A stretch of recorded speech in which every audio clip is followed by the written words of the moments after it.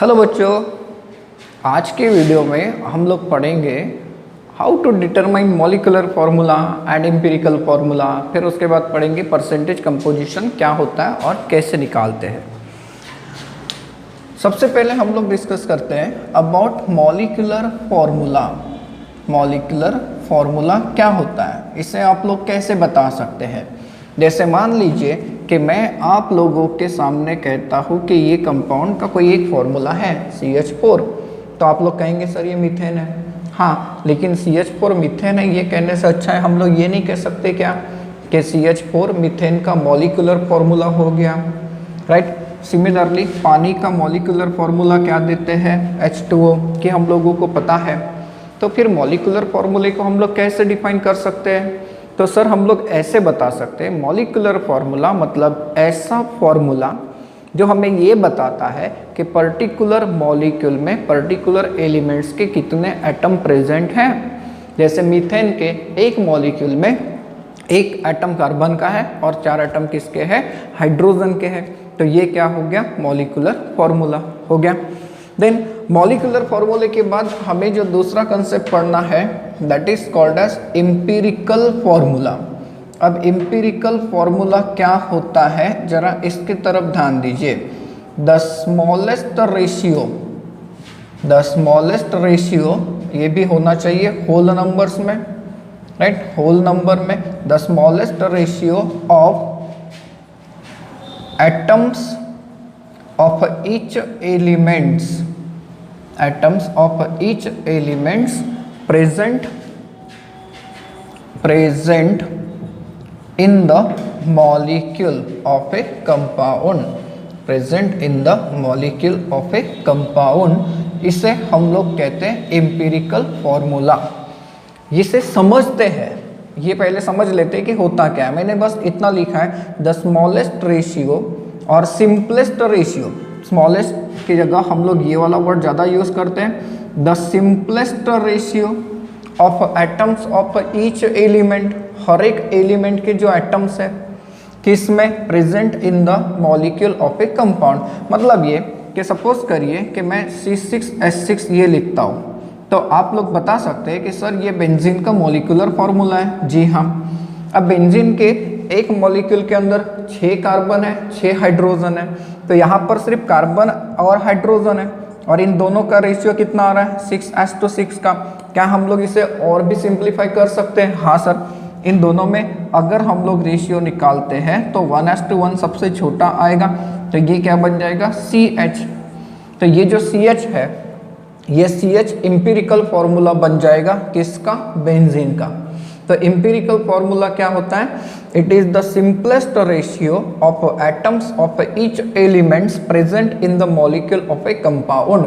देखो बेंजीन के अंदर जो एलिमेंट्स प्रेजेंट हैं उनके जो एटम्स है उनके एटम का सिंपलेस्ट एटॉमिक रेशियो। तो C6H6 का सिंपलेस्ट एटॉमिक रेशियो क्या आ गया, CH आ गया। तो CH बेंजीन का क्या हो गया, एम्पिरिकल फार्मूला हो गया। जैसे अगर आप लोग वाटर के एम्पिरिकल फार्मूला को निकालना चाहते हो तो वाटर के केस में देखिए हाइड्रोजन टू ऑक्सीजन रेशियो कितना है, 2:1 का। ये और छोटा हो सकता है क्या, नहीं हो सकता। तो इन केस ऑफ दिस पानी का मॉलिक्यूलर फार्मूला एंड पानी का एम्पिरिकल फार्मूला क्या हो गया, सेम हो गया। जैसे यहाँ पर भी देख लीजिए मीथेन की बात हमने की थी, तो कार्बन हाइड्रोजन का रेशियो कितना दिख रहा है, 1:4 का दिख रहा है। इससे छोटा कर सकते हैं क्या हम लोग, ये तो हो सकता है, लेकिन ये छोटा होगा क्या, नहीं होगा। तो मीथेन का एम्पिरिकल फार्मूला किसके बराबर बन जाएगा, मीथेन के मॉलिक्यूलर फार्मूले के बराबर।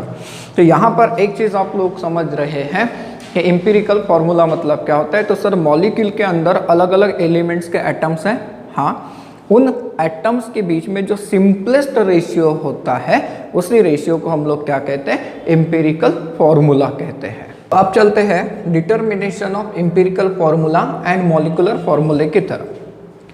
आप लोगों को मॉलिक्यूलर फार्मूला निकाल के दो या फिर एम्पिरिकल फार्मूला निकाल के दो, ऐसा एक न्यूमेरिकल क्वेश्चन बनाएगा। उसमें क्या कहेगा कि ये पर्टिकुलर कंपाउंड का एनालिसिस है। जैसे इस क्वेश्चन को देखिए मैंने लिख के रखा है, 13 नंबर पे क्वेश्चन होगा। Substance on analysis give following percentage composition. Sodium है 43.4%, कार्बन 11.3%, ऑक्सीजन 45.3%।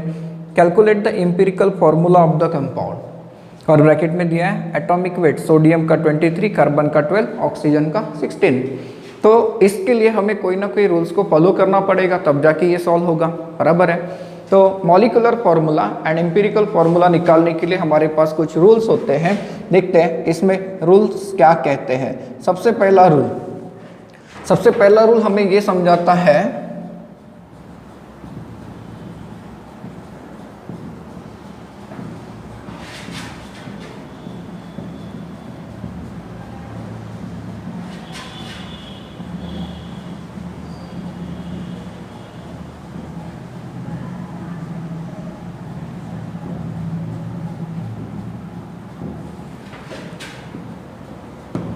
देखिए पहला रूल क्या कहता है, divide the given percentage composition by atomic weights and this will give what, relative number. मतलब यहाँ पर जो इनका परसेंटेज कंपोजिशन है, इनको आपको डिवाइड करना है इनके एटॉमिक वेट से, कोई ना कोई आंसर आएगा, राइट। उसे हम लोग कहते हैं रिलेटिव नंबर।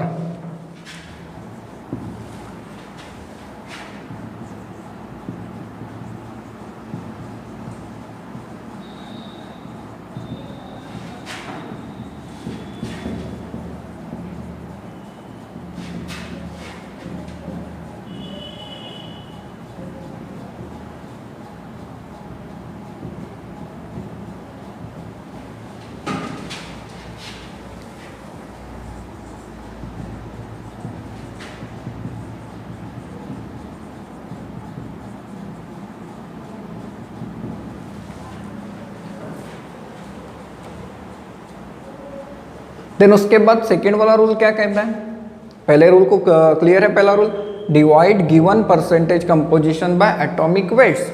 जो भी एलिमेंट्स है उनका जो भी परसेंटेज दिया हुआ है उनको उनके एटॉमिक वेट से डिवाइड करिए, जिससे आपको रिलेटिव नंबर मिलता है, जिससे हम लोग नंबर ऑफ मोल्स भी कहते हैं।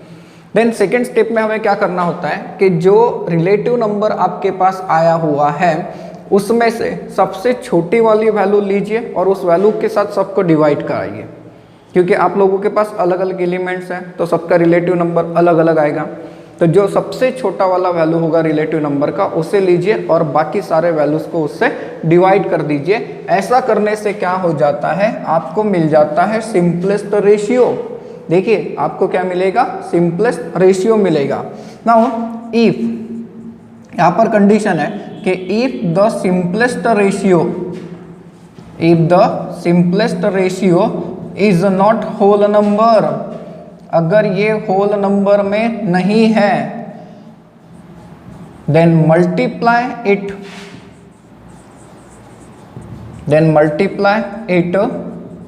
Bye suitable number to get whole number. आप लोगों ने पहले स्टेप में क्या कराया, रिलेटिव नंबर फाइंड आउट किया, percentage divided by atomic mass. फिर उसके बाद सेकेंड स्टेप में क्या करना है, सर छोटे वाली जो रिलेटिव नंबर था उससे उठाया और बाकी सारे वैल्यूज को डिवाइड कर दिया।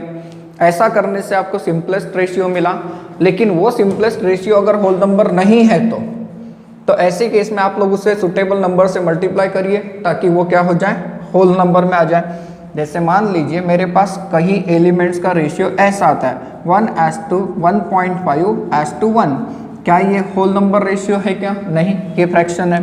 तो ऐसे केस में मैं इसे क्या कर दूंगा, 2 से मल्टीप्लाई कर दूंगा। तो 2 से मल्टीप्लाई करने के बाद ये ऐसा नहीं होगा क्या, देखिए तो ये आ गया, होल नंबर में आ गया। एंड ऐसा करने से आप लोगों को मिलेगा एम्पिरिकल फॉर्मूला। अब एम्पिरिकल फॉर्मूला कैसे मिलता है, आप लोगों के पास एलिमेंट्स जो है उन एलिमेंट्स को अरेंज कराइए और उनके बाजू में सबस्क्रिप्ट लगाइए उनके रेशियो, आप लोगों को एम्पिरिकल फॉर्मूला मिल जाता है। मतलब क्या, फॉर एग्जांपल सपोज करिए मेरे पास किसी न्यूमेरिकल में कार्बन है, हाइड्रोजन है एंड ऑक्सीजन है और इनका रेशियो अगर ऐसा आता है 1:2:1, तो इसका मतलब ये हो गया कि जब हम लोग एम्पिरिकल फॉर्मूला बनाएंगे तो इसे ऐसे लिखा जाएगा। देखिए 1:2:1 आ गया, तो CH2O इसका क्या बन गया, एम्पिरिकल फॉर्मूला बन गया। क्लियर हो रहा है? देन नाउ नंबर 5, नंबर 5 पे हम लोग कैलकुलेट करते हैं मॉलिक्यूलर वेट। मॉलिक्यूलर वेट कैसे निकालते हैं, तो 2 इंटू वेपर डेंसिटी।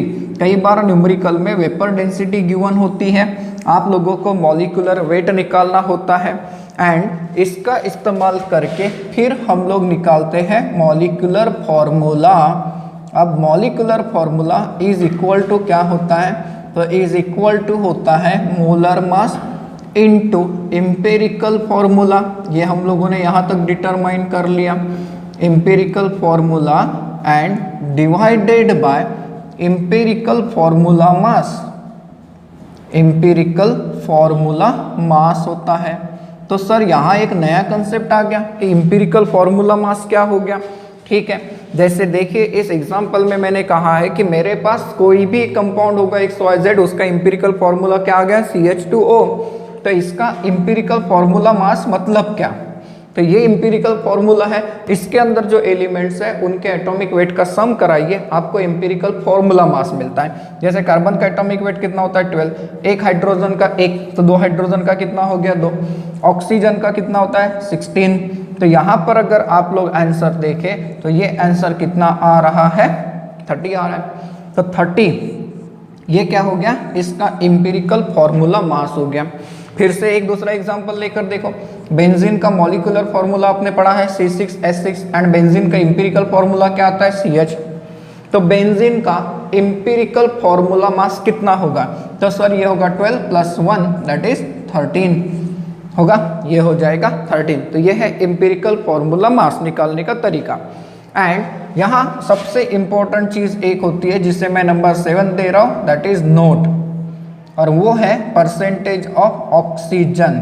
कई बार न्यूमेरिकल में हमें जो एनालिसिस दिया होता है उसका सम 100 नहीं आता, तो ऐसे केस में समझ लेना कि उसमें कोई एलिमेंट मिसिंग है और वो एलिमेंट हमेशा क्या होता है, ऑक्सीजन होता है।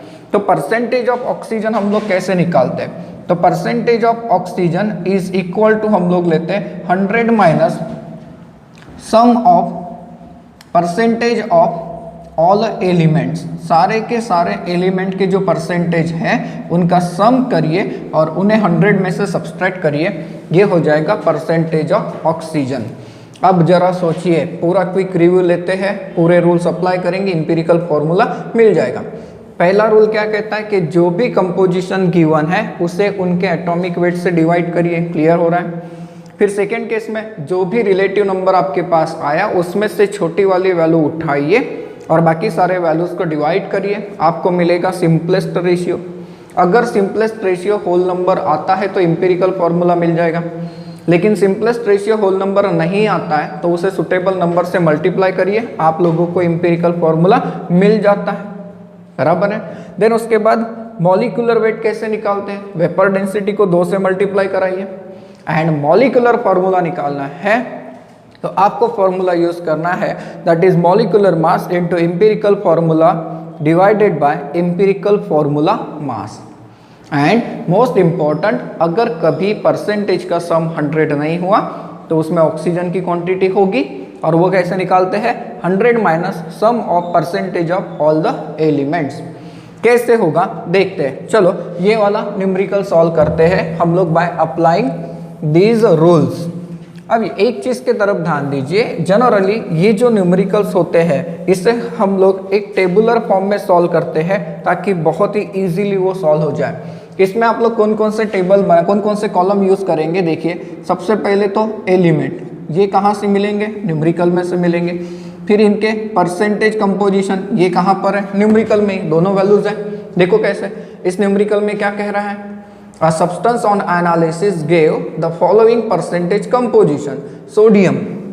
सोडियम मिल रहा है, कितना मिल रहा है 43.4%। कार्बन मिल रहा है, कितना मिल रहा है 11.3%। देन उसके बाद ऑक्सीजन मिल रहा है, कितना है, तो it is 45.3%, right. Calculate empirical formula निकालते हैं। अब आप लोगों को पहले निकालना होता है रिलेटिव नंबर।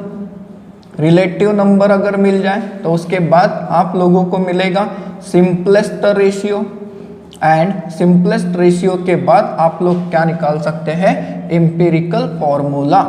देखिए अब पूरे रूल को हम लोग एक्सप्लेन करते हैं। पहला रूल क्या था सर, जो भी परसेंटेज कंपोजिशन है उनको पर्टिकुलर एलिमेंट के एटॉमिक वेट से डिवाइड करिए। मतलब सोडियम का परसेंटेज है 43.4, तो 43.4 divided by atomic weight of sodium that is 23 हो जाएगा। इसका आंसर अगर कैलकुलेट करके देखते हैं तो ये आपको 1.89 के आसपास मिलेगा। सिमिलरली कार्बन के बारे में सोचिए, we are in the step 1। Carbon का परसेंटेज कितना है 11.3 डिवाइडेड बाय ये हो जाएगा 12, तो सर इसका आंसर कितना, तो ये हो जाएगा 0.941 के आसपास अराउंड, यहाँ पर चेंजेस हो सकते हैं। देन सर ऑक्सीजन के लिए तो 45.3 डिवाइडेड बाय क्या हो जाएगा 16। नाउ 16 3 का 48, तो 48 से कम है तो ये हो जाएगा 2.83 के आसपास, ये होता है 2.83 के आसपास होता है, ठीक है। नाउ अब अगर आप लोग सिंपलेस्ट रेशियो की बात करते हैं, पहले स्टेप का क्या काम हो गया, जो भी परसेंटेज गिवन है उनको एटॉमिक वेट से डिवाइड करिए, कर दिया, आपको सिंपलेस्ट रिलेटिव नंबर मिला जिससे हम लोग number of moles of atom भी कहते हैं या फिर मोल एटम भी कहते हैं। देन सिंपलेस्ट रेशियो, अब ये कैसे निकालना है, इनमें से ये जो क्वेश्चंस हैं इनमें से जो सबसे छोटा है वो लीजिए और उसके द्वारा सबको डिवाइड कराइए।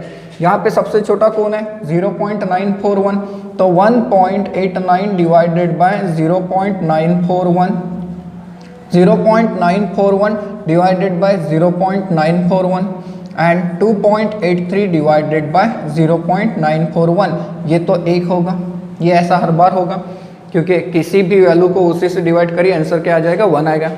देन उसके बाद ये देखिए 1.89 एंड ये 0.9, सर 0.9 का डबल 1.8 होता है, यहाँ पर आपको रिलेशन मिलता है 2 का, ठीक है। जैसे 2.04 वगैरह आता है तो राउंड अप करके कितना हो जाएगा 2 ही हो जाएगा। यहाँ पर अगर आप लोग देखें तो ये 9 3 का 27 होता है और यहाँ पे 2.8 है तो ये आ जाएगा 3 का रेशियो। तो अब एम्पिरिकल फॉर्मूला सिंपलेस्ट रेशियो जो मिला वो सिंपल होल नंबर रेशियो में है, देखिए ये होल नंबर में आ गए तो आपको इससे किसी से मल्टीप्लाई कराने की जरूरत अभी नहीं है। नाउ इनका रेशियो अगर निकालना है तो आपके पास क्या था, सोडियम था, कार्बन था, ऑक्सीजन था, है सोडियम कार्बन ऑक्सीजन रख दिया। इनके रेशियो देखो, सोडियम कितना है 2, प्लेस कर दीजिए 2 सबस्क्रिप्ट में, कार्बन है 1 तो 1 प्लेस करने की जरूरत नहीं है, ऑक्सीजन कितना है 3, तो ये आपके पास जो फॉर्मूला आया Na2CO3 ये क्या हो गया, इसका एम्पिरिकल फॉर्मूला हो गया। कर सकते हैं हम लोग इस तरीके से कैलकुलेट, पूरे रूल्स आप लोगों को अप्लाई करने हैं एंड एम्पिरिकल फॉर्मूला निकाल कर देना है। तो चलो एम्पिरिकल एंड मॉलिक्यूलर फॉर्मूले के ऊपर एक और क्वेश्चन सॉल्व करके देखते हैं। Question number 11, empirical formula of an organic compound is C2H3O3, ये एम्पिरिकल फॉर्मूला है। इट्स मोलर मास इज 150, उसका मोलर मास भी है। फाइंड इट्स मॉलिक्यूलर फॉर्मूला, आपको कहता है कि इसका मॉलिक्यूलर फॉर्मूला बताइए। तो ऐसा कौन सा फॉर्मूला आपने पढ़ा जिसमें molecular formula and empirical formula दोनों का इस्तेमाल होता है, तो एक फॉर्मूला हमने पढ़ा है that is molecular formula is equal to molecular mass into empirical formula divided by empirical formula mass, empirical formula mass. देखिए है डायरेक्ट रिलेशन है, डायरेक्ट न्यूमेरिकल है, आपको कैलकुलेट करने के लिए कहाँ है मॉलिक्यूलर फॉर्मूला निकाल के दीजिए। नाउ यहाँ पर अगर चेक करें तो मॉलिक्यूलर मास कितना है 150 है, एम्पिरिकल फॉर्मूला क्या है तो C2H3O3 है, तो एम्पिरिकल फॉर्मूला मास क्या तो C2H3O3। जरा देखिए 2 कार्बन का कितना हो गया वेट 24, 3 हाइड्रोजन का 3 एंड 3 ऑक्सीजन का कितना हो गया 48। तो यहाँ पर अगर आप लोग देखें तो ये कितना आ गया 75 आ गया ना, 75 1 का 75 एंड 2 का 150, तो यहाँ पर रिलेशन कितने का आ गया 2 का, तो इसे 2 से मल्टीप्लाई करिए क्या हो जाएगा C4H6O6, मतलब मॉलिक्यूलर फॉर्मूला क्या आ जाएगा तो C4H6O6, ये मॉलिक्यूलर फॉर्मूला आ जाएगा। देन चलते हैं नेक्स्ट क्वेश्चन की तरफ। देखिए काफ़ी इंपॉर्टेंट और काफ़ी ट्रिकी क्वेश्चन है, बहुत सारा नॉलेज अप्लाई करना है। The red colour of the blood is due to a compound called haemoglobin. शायद पता होगा आपको, हमारे ब्लड का कलर जो होता है रेड, वो क्यों होता है? Due to the presence of haemoglobin. It contains 0.335% of iron. 0.335% of iron है उसके अंदर। And 4 atoms of iron are present in 1 molecule of haemoglobin. Haemoglobin के एक मॉलिक्यूल में आयरन के कितने एटम है? 4 है। तो what is it's molecular weight? उसका मॉलिक्यूलर वेट निकालने के लिए कहा है थोड़ा सा मजेदार क्वेश्चन है। आपके पास गिवन है एटॉमिक मास ऑफ आयरन। अब सोचिए इसके बारे में, आपके पास क्या क्या डाटा है? तो आपके पास है atomic mass of iron, right. Atomic mass of iron कितना दिया हुआ है हमें? 55.84। ये आपके पास गिवन डाटा है। आपके पास एक और गिवन डाटा है, that is percentage of iron in haemoglobin.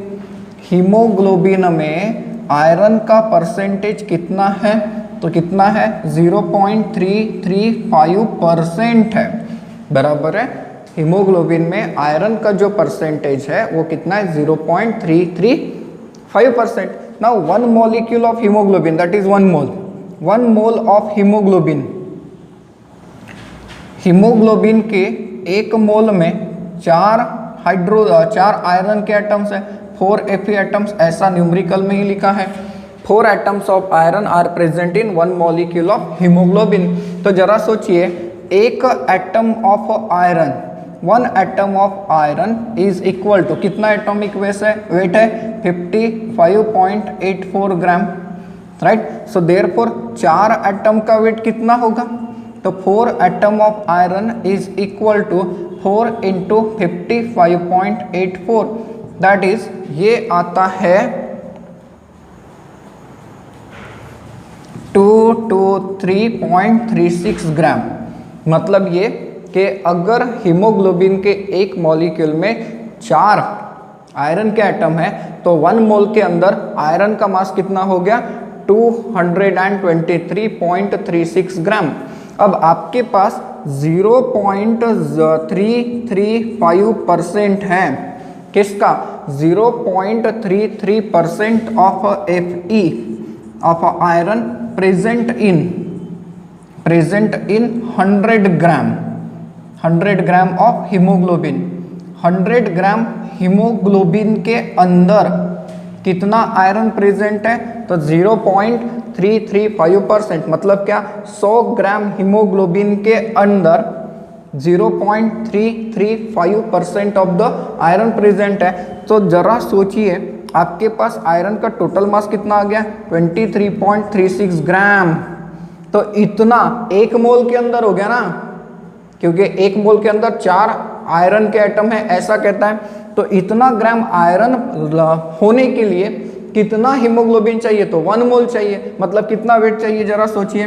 तो 100 बाय 0.335 मल्टीप्लाइड बाय 223.36 ग्राम पर मोल चाहिए।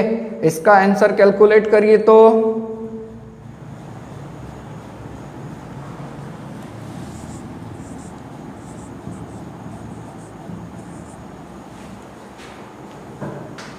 इसका आंसर आता है 66,674.6 ग्राम पर मोल। देखिए हीमोग्लोबिन का मॉलिक्यूलर वेट कितना निकला? तो इतना निकला, 66,674.6 ग्राम पर मोल।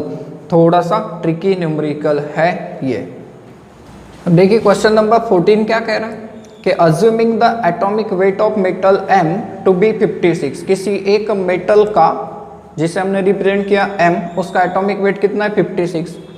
Find the empirical formula of its oxide containing 70% of क्या? मेटल होना चाहिए, 70% of metal.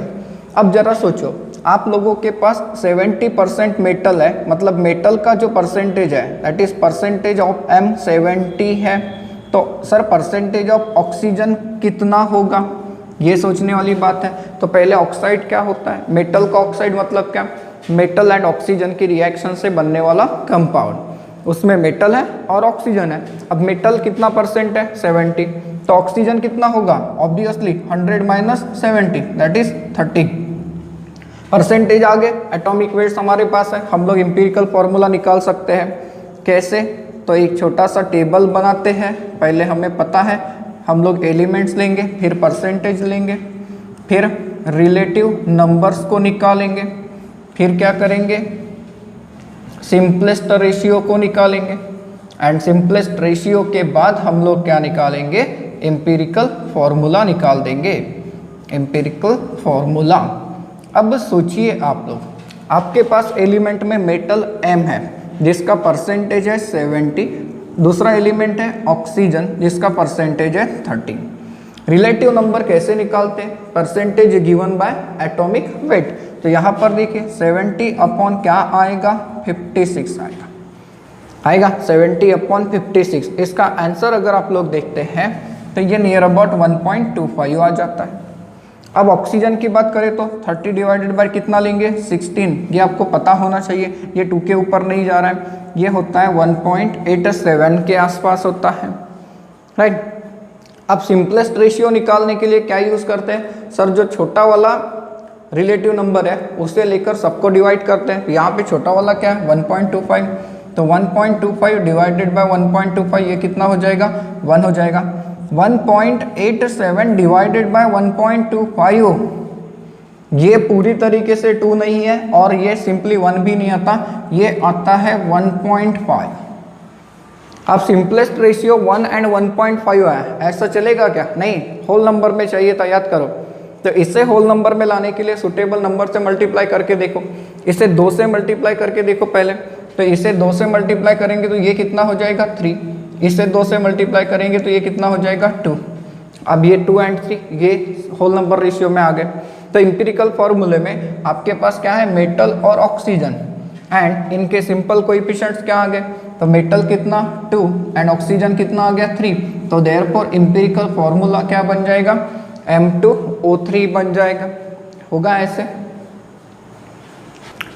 Then question number 16 क्या कहता है, देखो carbohydrates are compounds containing carbon hydrogen and oxygen. जी हाँ, ये कार्बोहाइड्रेट्स की डेफिनेशन है।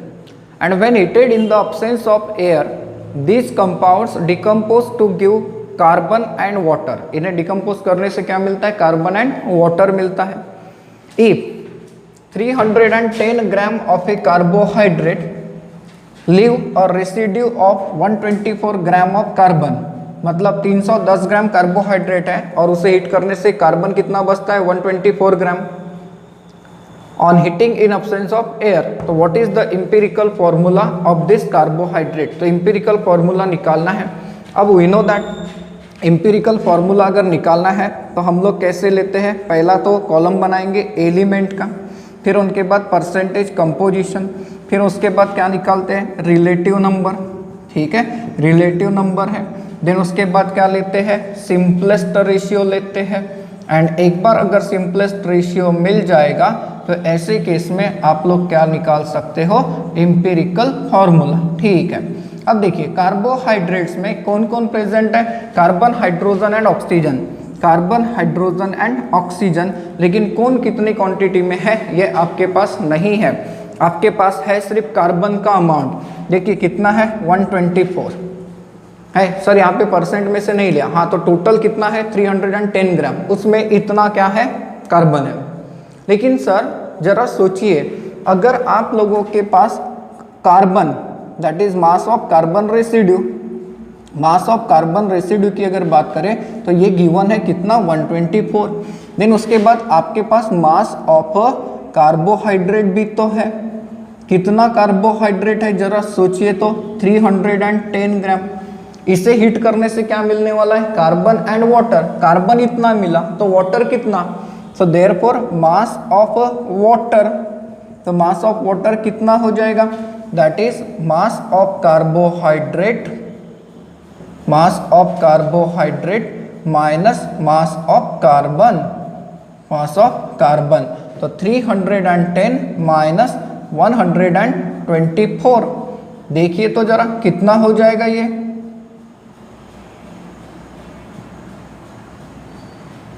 310 माइनस 124,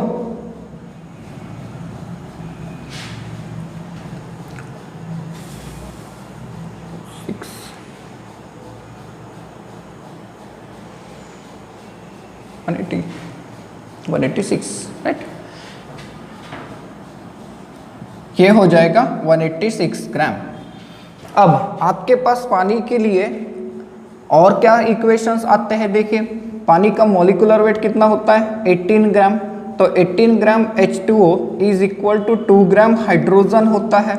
सो देयरफॉर 186 ग्राम H2O में कितना हाइड्रोजन प्रेजेंट रहेगा, तो 2/18 इंटू 186 रहेगा, 2/18 इंटू 186, तो ये होता है 20.66 के आसपास। तो आपके पास हाइड्रोजन का वेट आ गया, दैट इज 20.66 आ गया।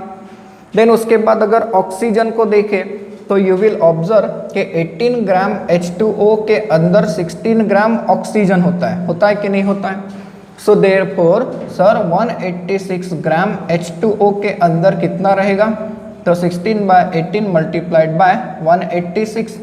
अगर हम लोग इसका आंसर देखें तो ये आंसर होता है 165.33। तो अब आपके पास क्या आ गया, ऑक्सीजन की क्वांटिटी भी आ गई। इन सब का सम करके देखें तो यू विल गेट 310।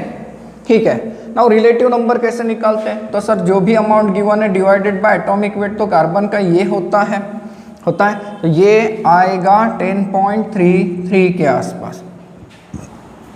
हाइड्रोजन के लिए तो 20.66 डिवाइडेड बाय 1, तो 20.66 आ रहा है। एंड ऑक्सीजन के लिए 165.33 डिवाइडेड बाय 16, राइट, तो ये आता है 10.34 आसपास आता है। चलो राउंड अप करके इतना ले लेते हैं। अब सिंपलेस्ट रेशियो कैसे निकालेंगे, तो इनमें से छोटी वैल्यू कौन सी है 10.33, उससे सबको डिवाइड करिए, तो 10.33 डिवाइडेड बाय 10.33 ये कितना हो गया 1। 20.66 डिवाइडेड बाय 10.33 ये कितना हो गया 2, एंड ये कितना हो जाएगा, तो ये हो जाएगा 1। अब ये होल नंबर रेशियो में है, तो इंपिरिकल फॉर्मूला अरेंज करिए, carbon hydrogen and oxygen. Carbon 1, hydrogen कितना 2, ऑक्सीजन कितना 1, तो इसका इंपिरिकल फॉर्मूला क्या हो गया CH2O हो गया। इस तरीके से निकाले जाते हैं इंपिरिकल फॉर्मूलेस एंड मॉलिक्यूलर फॉर्मूले।